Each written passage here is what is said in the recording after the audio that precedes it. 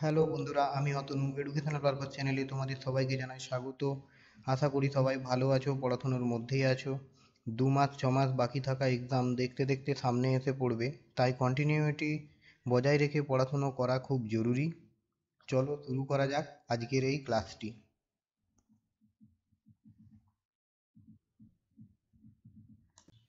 Geography GK special ক্লাসে পশ্চিমবঙ্গের নদ নদী নিয়ে থাকছে বিস্তারিত আলোচনা। টপিকটি খুব ইম্পর্টেন্ট, কারণ আমরা পশ্চিমবঙ্গে বসবাস করার পরেও পশ্চিমবঙ্গের সমস্ত নদ নদীর সম্পর্কে আমাদের খুব একটা সেরকম আইডিয়া নেই।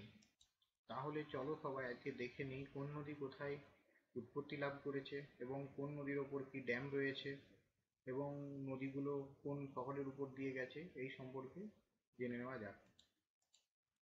তাহলে দেখো, পশ্চিমবঙ্গের নদ নদী। পশ্চিমবঙ্গের নদ নদী জলের উৎসের উপর ভিত্তি করে পশ্চিমবঙ্গের নদীগুলোকে 3টি শ্রেণীতে ভাগ করা হয়। বরফ গলা জলে পুষ্ট, যেগুলো উত্তরবঙ্গের নদ নদী।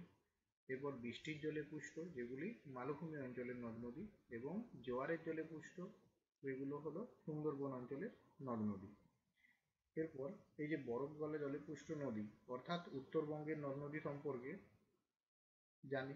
সেখানে প্রথমে কি আছে, তিস্তা নদী সম্পর্কে। দেখো, তিস্তা নদী হলো সিকিমের জেমু হিমবাহ থেকে সৃষ্টি নদী এবং বাংলাদেশে এই নদী যমুনা নামে নদীর সঙ্গে মিশেছে।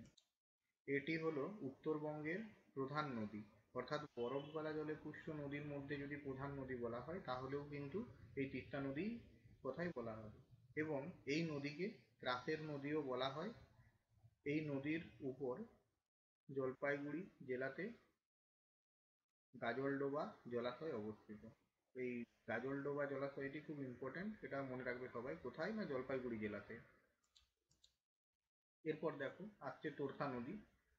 তোরসা নদী ভুটানের অর্থাৎ ভুটান সীমান্তের চুম্বি উপত্যকা থেকে উৎপত্তি লাভ করেছে, বাংলাদেশের যমুনা নদীর সঙ্গে মিশেছে। এই নদী উত্তরবঙ্গের কোচবিহার ও আলিপুরদুয়ার জেলার মধ্য দিয়ে গেছে। তাহলে তোরসা নদীর উৎপত্তি লাভ কোথায়? ভুটানের চুম্বি উপত্যকা থেকে এর উৎপত্তি। এটি বাংলাদেশের যমুনা নদীর সঙ্গে মিশেছে এবং এই নদী উত্তরবঙ্গের কোচবিহার ও আলিপুরদুয়ার জেলার মধ্য দিয়ে গেছে। এরপর আসছে মহানন্দা নদী। মহানন্দা নদী দার্জিলিংয়ের পাগলাঝোড়া জলপ্রপাত থেকে উৎপত্তি লাভ করেছে। কোন জলপ্রপাত? ইম্পর্টেন্ট, পাগলাঝোড়া জলপ্রপাত, মহানন্দা নদী। ঠিক আছে, এখান থেকে উৎপত্তি লাভ করেছে এবং শিলিগুড়ি শহর এই নদীর তীরে অবস্থিত। তাহলে শিলিগুড়ি শহর যদি কোন নদীর তীরে অবস্থিত বলা হয় তাহলে উত্তরটি হবে মহানন্দা নদীর তীরে। তাহলে প্রতিটি লাইনের খুবই ইম্পর্টেন্ট। এরপর জলঢাকা। জলঢাকা হচ্ছে সিকিমের বিদ্যাং হ্রদ থেকে উৎপত্তি লাভ করেছে। রায়ঢাক ভুটানের চেমোলাহরি পর্বত থেকে উৎপত্তি। তাহলে ভুটানের কোথা থেকে? দেখো, তোরসা নদী ছিল ভুটানের চুম্বি উপত্যকা থেকে, আর রায়ঢাক হচ্ছে ভুটানের চেমোলাহরি পর্বত থেকে উৎপত্তি। এবং এখানে এটা খুব গুরুত্বপূর্ণ জলবিদ্যুৎ প্রকল্প, সেটা হচ্ছে চুখা জলবিদ্যুৎ প্রকল্প, এই রায়ঢাক নদীর উপরই অবস্থিত। এরপর কি আছে, কালজানি। কালজানি নদী হচ্ছে আলিপুরদুয়ার শহর এই নদীর উপর অবস্থিত। বালাসন শিলিগুড়ি শহর মহানন্দা ও বালাসন নদীর তীরে অবস্থিত। দেখো, শিলিগুড়ি শহর যেরকম মহানন্দা নদীর তীরে অবস্থিত, এর আগেই তোমরা শুনলে, সেই রকমই বালাসন নদীর তীরেও এই শিলিগুড়ি শহর অবস্থিত। এরপর আত্রেই নদী। আত্রেই নদী হচ্ছে বালুরঘাট শহর এই নদীর তীরে অবস্থিত। এরপর এগুলো ছিল উত্তরবঙ্গের নদ নদী সম্পর্কে। এরপর আসছে মালভূমি অঞ্চলের নদ নদী। মালভূমি অঞ্চলের নদ নদীর মধ্যে দামোদর খুবই ইম্পর্টেন্ট। দামোদর নদী ঝাড়খণ্ডের খামারপাত পাহাড় থেকে উৎপত্তি। এটি মালভূমি অঞ্চলের দীর্ঘতম নদী। এটিকে বাংলার দুঃখ নামেও পরিচিত। তাহলে দামোদর নদীকে বাংলার দুঃখ নামে পরিচিত। এর প্রধান উপনদী হলো বরাকর ও কোনার। তাহলে দামোদরের দুটি উপনদী সম্পর্কে আমরা জানলাম, একটি হলো বরাকর, আরেকটি হলো কোনার। এই দামোদর ও তার উপনদীগুলিকে কেন্দ্র করে 1948 সালে ভারতে প্রথম বহুমুখী নদী পরিকল্পনা গৃহীত হয়। তাহলে ভারতের প্রথম তথা পশ্চিমবঙ্গে প্রথম বললেও হয় সেটি প্রথম বহুমুখী পরিকল্পনা কোন নদীর উপর হয়েছিল? তাহলে দামোদর নদীর উপর 1948 সালে, স্বাধীনতার ঠিক পরের বছর। এটি আমেরিকার টেনিস ভ্যালি পরিকল্পনার অনুকরণে তৈরি। তাহলে যদি বলা হয় যে দামোদর নদীর উপর যে বহুমুখী পরিকল্পনা, অর্থাৎ যেটাকে আমরা ডিভিসি বলি, দামোদর ভ্যালি কর্পোরেশন, সেটি কোন পরিকল্পনার অনুকরণে তৈরি? সেটি হলো আমেরিকার টেনিস ভ্যালি পরিকল্পনার অনুকরণে তৈরি। এই নদীর উপর প্রধান প্রধান বাঁধগুলি হলো মাইথন বরাকর নদীর উপর, পাঞ্চেত দামোদর নদীর উপর, তিলাইয়া বরাকর নদীর উপর, কোনার নদীর উপর, আর দুর্গাপুর ব্যারেজ দামোদর নদীর উপর। তাহলে দেখো এই প্রত্যেকটা বাঁধ কিন্তু ইম্পর্টেন্ট। বাঁধগুলো কি কি? মাইথন ড্যাম যেটা বলা হয় সেটি হচ্ছে বরাকর নদীর উপর, দামোদর নদীর উপরে পাঞ্চেত, আর দামোদর নদীর উপর দুর্গাপুর ব্যারেজ, আর কোনার নদীর উপর কোনার, আর বরাকর নদীর উপর আরেকটা হচ্ছে তিলাইয়া ড্যাম। তাহলে এরপর রূপনারায়ণ। রূপনারায়ণ হচ্ছে ঘাটালের কাছে দ্বারকেশ্বর ও শিলাবতী নদীর মিলিত প্রবাহ রূপনারায়ণ নামে পরিচিত। তমলুক কোলাঘাট শহর এই নদীর তীরে অবস্থিত। ফলে রূপনারায়ণ নদীর তীরে তমলুক ও কোলাঘাট শহর দুটি অবস্থিত, এবং এই রূপনারায়ণ নদী ঘাটালের কাছে দ্বারকেশ্বর ও শিলাবতী এই দুটি নদী মিলিত হয়ে এই রূপনারায়ণ নদীর উৎপত্তি। এরপর সুবর্ণরেখা। সুবর্ণরেখা কি বলেছে? এই নদী কর্কট ক্রান্তি রেখাকে দুবার অতিক্রম করেছে। হুড্রু জলপ্রপাত এই নদীর তীরে অবস্থিত। এটা তো বারবার পরীক্ষায় আসে। হুড্রু জলপ্রপাত কোন নদীর উপর অবস্থিত? তাহলে সুবর্ণরেখা নদীর উপর। এর প্রধান উপনদী খড়কাই। ঝাড়খণ্ডের গান্ডোলি ও চান্ডিল ড্যাম এই নদীর উপর অবস্থিত। এর উপনদীগুলি হলো শঙ্খ, সাপুলি নালা, রূপাই। এরপর আসি কংসাবতী নদী। কংসাবতী ও কেলেঘাই বা কাঁসাই, কংসাবতীকে কাঁসাইও বলে, তাহলে কাঁসাই ও কেলেঘাই এই দুটি নদীর মিলিত প্রবাহই হলো হলদি নদী। এই নদীর উপর মুকুটমণিপুর ড্যাম অবস্থিত। এর উপনদীগুলি হলো কুমারী, বান্দু, পাটলো। এরপর আসি ময়ূরাক্ষী নদী।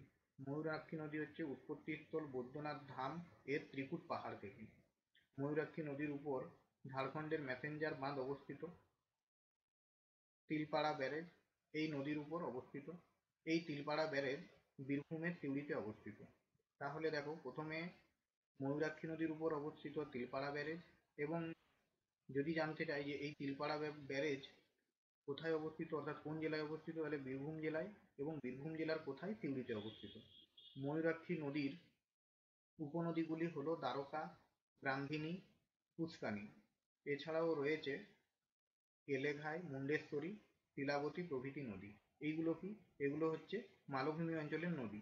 এই কেলেঘাই, মুন্ডেশ্বরী, শিলাবতী প্রভৃতি নদী এই সবকটাই মালভূমি অঞ্চলের নদী। এরপর আসছে সুন্দরবন অঞ্চলের নদ নদী। সুন্দরবন অঞ্চলের নদ নদী কি বলেছে? এই অঞ্চলের নদ নদীগুলি প্রধানত জোয়ারের জলে পুষ্ট এবং সবগুলি হুগলির শাখা নদী।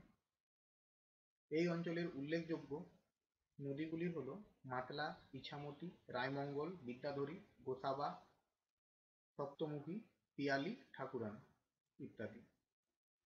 তাহলে দেখো আরেকবার বলছি, এই সুন্দরবন অঞ্চলের উল্লেখযোগ্য নদীগুলির নাম হচ্ছে মাতলা, ইছামতি, রায়মঙ্গল, বিদ্যাধরী, গোসাবা, সপ্তমুখী, পিয়ালি, ঠাকুরান ইত্যাদি।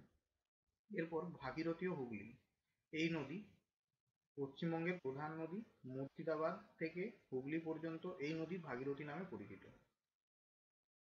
বহরমপুর, নবদ্বীপ, পলাশী এই নদীর তীরে অবস্থিত। তাহলে এই তিনটি শহর, বহরমপুর, নবদ্বীপ, পলাশী, এইগুলো হুগলি নদীর তীরে অবস্থিত। হুগলি থেকে মোহনা পর্যন্ত এই নদীগুলি হুগলি নামে পরিচিত। কলকাতা, হাওড়া, ব্যারাকপুর, চন্দননগর এই নদীর তীরে অবস্থিত। এই নদী বঙ্গোপসাগরে পতিত হয়েছে এবং মোহনাকে পৃথিবীর বৃহত্তম বদ্বীপ তৈরি করেছে। তাহলে পৃথিবীর বৃহত্তম বদ্বীপ কোথায় আছে? না, এই ভাগীরথী আর হুগলি নদীর মোহনায়। Barrage, Farakka barrage. Farakka barrage হচ্ছে ভাগীরথী হুগলি নদী নাব্যতা বাড়ানোর জন্য ফারাক্কা ব্যারেজ নির্মাণ শুরু। এর অন্যান্য উল্লেখযোগ্য কারণ হলো জলসেচ, বন্যা নিয়ন্ত্রণ ও জলবিদ্যুৎ উৎপাদন। এগুলো হলো এই ফারাক্কা ব্যারেজের অন্যতম কারণ বানানোর উদ্দেশ্য।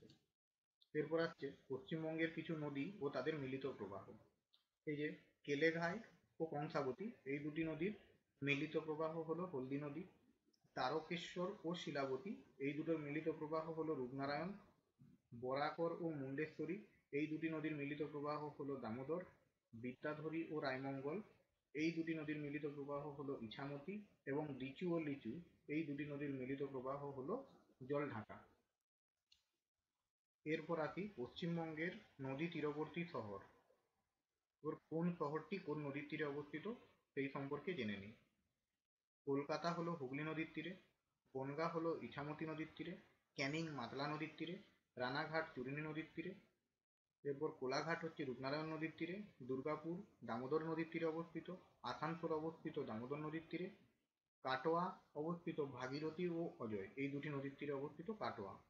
এছাড়াও মালদহ অবস্থিত মহানন্দা নদীর তীরে। সবাইকে বলে রাখি, উপরের ডান দিকে যে আই বটনটি আছে সেখানে ক্লিক করলে তোমরা পশ্চিমবঙ্গের যে আগের হয়ে যাওয়া ক্লাস, গুরুত্বপূর্ণ ক্লাস, সেখানে তার লিঙ্ক পেয়ে যাবে। তাই ভিডিও শেষে আই বটনে ক্লিক করে পশ্চিমবঙ্গের ৮০টি এমসিকিউর একটি ছোট্ট ক্লাস আছে, সেটি সবাই দেখে নিতে পারো।